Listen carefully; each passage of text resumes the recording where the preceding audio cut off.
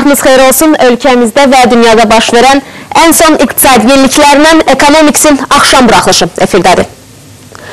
Azərbaycanda nağdsız ödənişləri stimullaşdırmaq məqsədi ilə belə ödənişlər üzrə vergi dərəcələri 2-3 dəfə azaldılmalıdır. Bunu iqtisadi məsələlər üzrə dövlət müşaviri Vahid Axundov deyib. Onun sözlərinə görə ölkədə nağdsız ödənişləri stimullaşdırmaq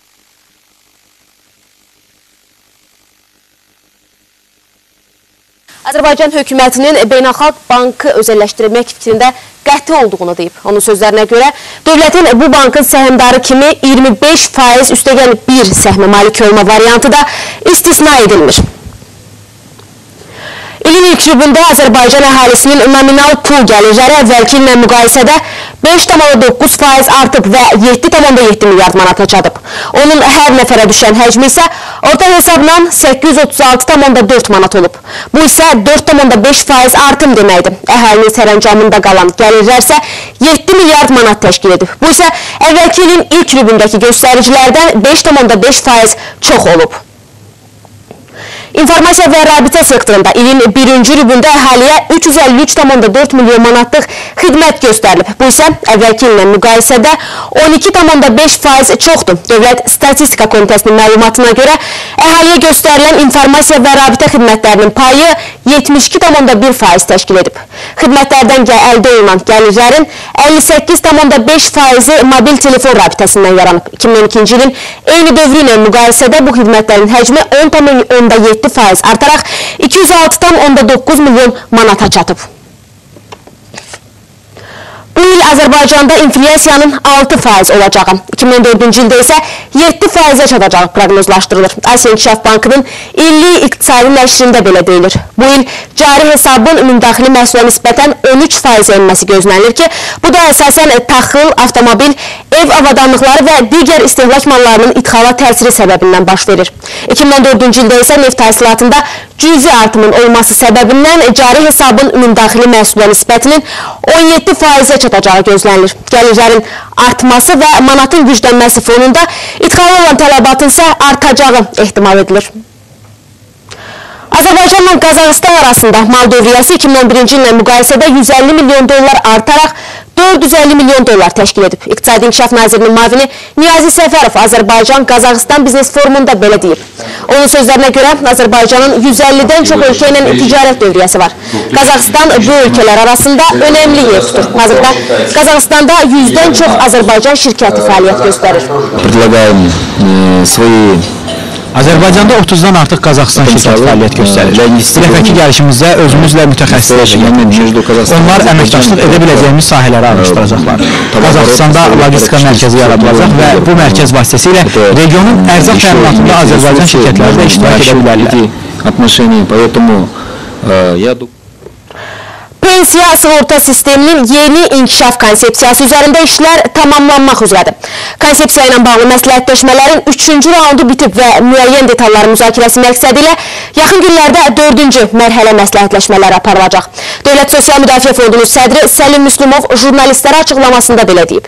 Yeni konsepsiya nəyi nəzərdə tutur və vətəndaşlar bu yenilikləri necə qarşılayırlar? Ətraflı Sədaqət Süleymanovun reportajında. Əmək pensiyalarının baza hissəsi ləğv edilməlidir. Hazırda pensiyaların verilmə qaydaları sosial ədalət prinsipini pozur. Dövlət Sosial Müdafiə Fondunun sədri Səlim Müslümov belə deyir. Onun fikrincə bir vətəndaşın ödədiyi sosial sığorta hesabına digərinin pensiyasını maliyyələşdirmək düzgün deyil. Səlim Müslümov bildirib ki, dövlət yalnız xüsusi imtiyazlı şəxslərin pensiyasını maliyyələşdirəcək. Yəni, ailə başçısını itirənlər əlillər. Digər vətəndaşlar isə ödədikləri sosial sığorta haqlarına uyğun pensiya alacaqlar. Dövlət yalnız şəxsi hesablara yığılan pulları dəyərdən düşməyə qoymayacaq. Hazırda ödənilən sosial sığorta haqlarının yarısı fərdi şəxsi hesablara, yarısı isə baza hissəsinin maliyyələşdirilməsinə xidmət edir. Səlim Müslümov deyir ki, hər bir şəxsin ödədiyi sosial sığorta tam məbləğdə onun şəxsi hesabına oturmalıdır və pensiya yaşına çatan şəxs toplanan məbləği 144-ə bölüb pensiyasının məbləğini müəyyənləşdirə bilər. Əgər mən ayda alıramsa 200 manat, 1000 manat, sizin üçün ödənən sosial sığorta 250 manat olur, mənim üçün ödənən 50 manat olur. 50% getdiyi üçün sizin hesabınıza gedir 125 manat, itkiniz olur 125 manat.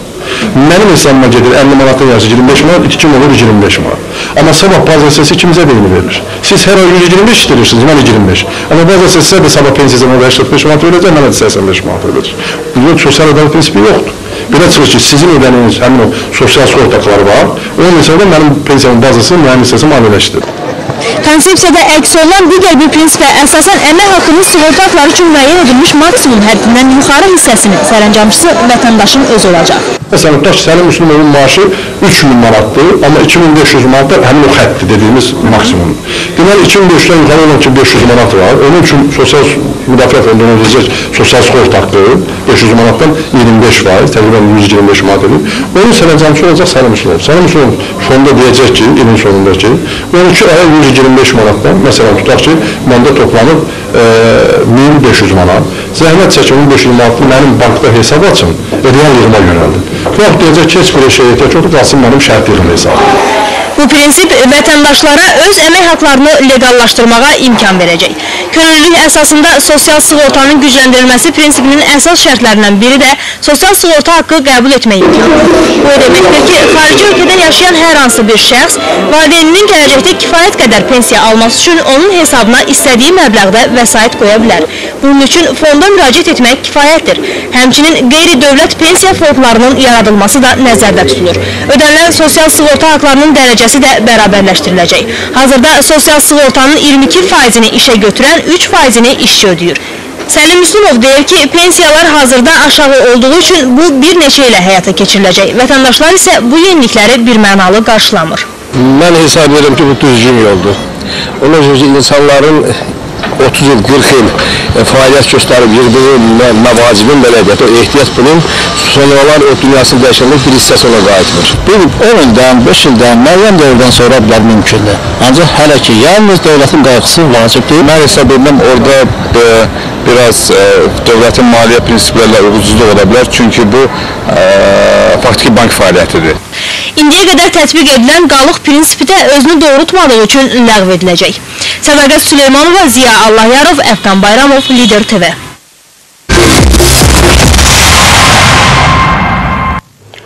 Kipr gələn bir neçə ay ərzində qızıl ehtiyatlarının bir hissəsini satmağı planlaşdırır. Lakin bu qərarın qəbul edilməsi üçün Mərkəzi Bankın icazəsi tələb olunur. Belə məlumatla Kiprın Maliyyə Naziri Haris Georgiadis çıxış edib. Qızıl ehtiyatlarının satılması və depozitlərə vergilərin tətbiqi vasitəsilə Kipr hökuməti yardımın alınması üçün tələb olunan 11 milyard avronu əldə etmək istəyir. Qeyd edək ki, bundan əvvəl Kiprın Mərkəzi Bankının prezidenti Panikos Dimitriadis bəyan etmişdi ki, hökumət qızıl ehtiyatlarının satılmasına dair qərar verə bilməz. Beynəlxalq Valyuta Fondunun 2013-cü ildə İspaniyada işsizliyin 27%-ə çatacağını proqnozlaşdırdığı bildirilir.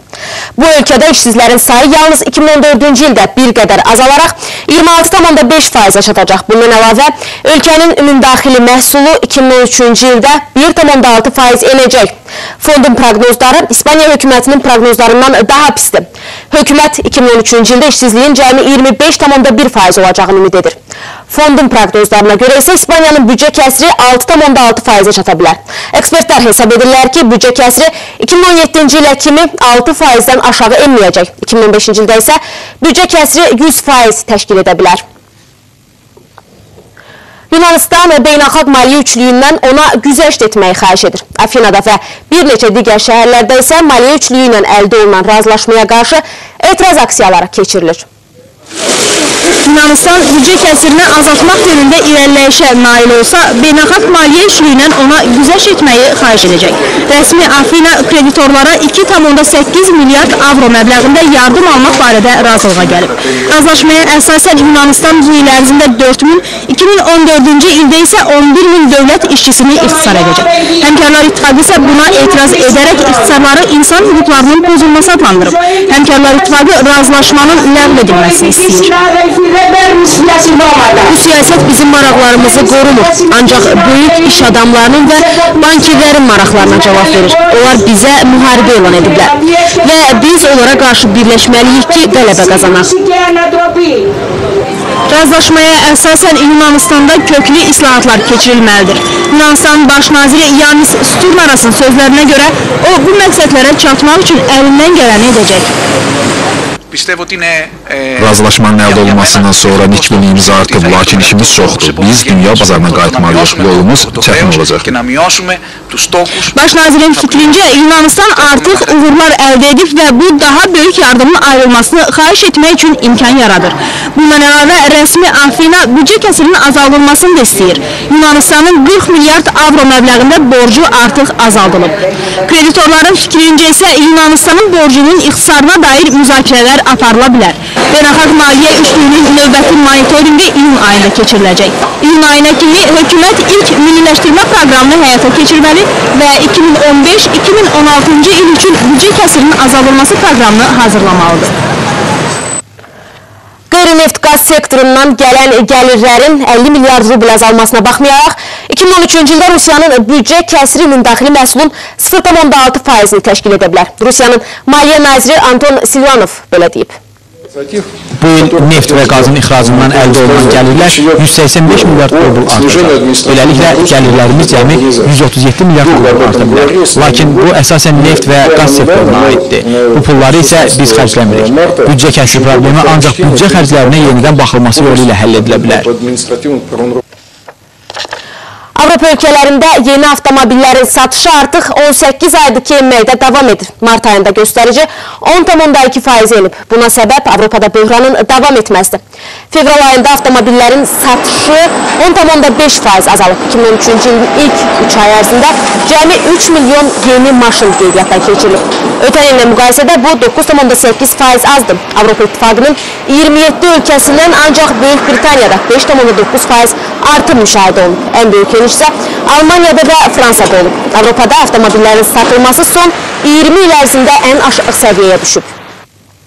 Rusiyanın baş naziri Dmitri Medvedev bəyan edib ki, ehtiyatlar fondunun minimal həcmi ümumdaxili məhsulun 7%-dən az olmamalıdır. O, büdcədə bu qaydaya əməl olunmasının vacib olduğunu deyib.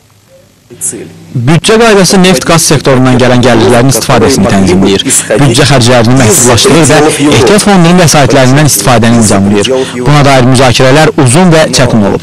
Lakin qərar qəbul olunub və o yerinə yetirilməlidir. Digər ölkələr resesiya yaşadığı bir vaxtda bu xüsusilə vacibdir. Fond birjalarında ötən gün bir qədər canlanma olsa da bu səhər yenidən eniş başlayıb. Amerikanın indekslərindən Dow Jones 0,34%, S&P 500 0,48%, Nasdaq 100 isə 0,58% enib. DAX 1,2%, FTSE 100 isə 0,5% itirib. Nikkei 225 yaşıl zonadadır və 0,4% yüksəlib. Qızılın qiyməti 1384 dollardır. Gümüş 23 dollar 45 sentə yüksəlib. Platin 1435 dollara təklif olunur. Palladium itkilərini bir qədər bərpa edə bilib və indi 675 dollara təklif olunur. Mis 1,76%. Alüminium isə 0,68% enir.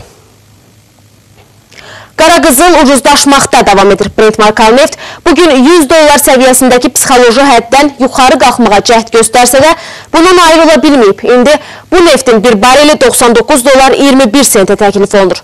Bu təxminən 1% ucuzlaşma deməkdir. Light markalı neftin qiyməti isə 1%-dən də çox düşüb və hazırda 68 dollara satılır. Avro-dollar 1,3160 səviyyəsindədir. Dollar yen 98,10 kimi yüksəlib. Funt sterling dollar isə 1,5267-yə düşüb. Əsas valutaların Azərbaycan manatına nisbətdə Mərkəzi Bankın müəyyənləşdirdiyi məzənnələri isə belədir. Dollar 78 qəpik yarım, avro 1 manat 3 qəpik.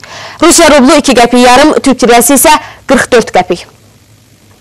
Sabah Bakı vaxtı ilə saat 4:50-də Yaponiyanın ticarət balansı ilə bağlı göstəricilər açıqlanacaq. Saat 13:30-da Böyük Britaniyada pərakəndə satışın həcmində dəyişikliyi əks etdirən rəqəmlər bəlli olacaq. Sabah həmçinin Avropada 10 illik dövlət istiqrazlarının satışı və gəlirlilik dərəcəsi barədə açıqlama veriləcək. 17:30-da isə Birləşmiş Ştatlarda işsizliyə görə müavinət almaq üçün müraciət edənlərin sayı bilinəcək. Xatırladaq ki, artıq ekonomiksi radio liderin efirində də eşidə bilərsiniz. Gündə 3 dəfə 10:45, 13:45 və 17:45-də ən son iqtisadi yenilikləri, şərhləri və proqnozları radiodan eşidə bilərsiniz. Bugünlük isə bu qədər.